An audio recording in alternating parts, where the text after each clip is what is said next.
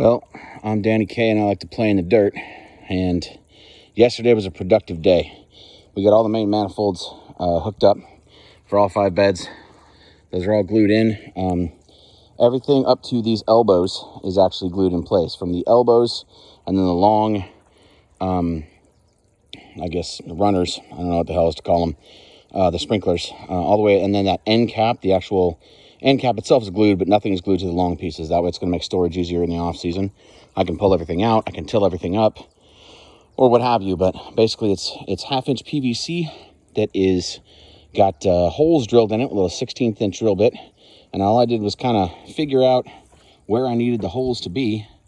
I laid the PVC in the bed and just kind of marked it. Yes, I know this will change for next year and stuff like that, but PVC is cheap. So if I need to, make new ones, then I need to make new ones. The coolest part is that this is watering everything in the 5 beds on the west side of the property, or I'm sorry, the east side of the property, with only 1 3/4 inch line coming in. And as you can see from my little adjustment valves down here, they're almost completely shut still. Now, the same 3/4 inch line, these are 1/2 inch lines up top that are actually doing the watering. There's a 3/4 inch line that runs for all of the beds that are in here. And so I'm thinking maybe that if I hook up the similar system with the restriction flow that these have, and I hook that up on this side of the beds, that I can actually run everything off of one header, and I don't have to dig it back up and put in a new header, which was what I was worried about after I got everything buried.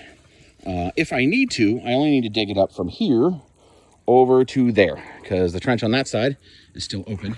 I haven't buried that yet.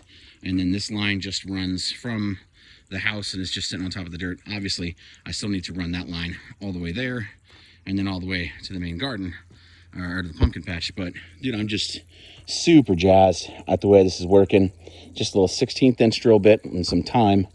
It took me yesterday, essentially, to get everything hooked up and glued in place, and then all the manifolds made, and then all the individual things, distribution pipes made. This will be really cool later on, because what I can do is I can, say I want to put, each plant 18 inches apart. Then I just drill holes every 18 inches. I hook these up. I turn on the water for 10 minutes. And then I have spots marked exactly where I want my plants, because that's where it's going to get watered. So I'm pretty jazzed about that. So obviously the bricks are in there for support for when the water's in there and it gets too heavy, and it's not really necessary on that far bed over there because the soil hasn't settled as much. But anyway, I was just jazzed and I wanted to share. So I actually have a real no shit watering system now. Yay me. So this is Danny K playing in the dirt. You need to go grow something.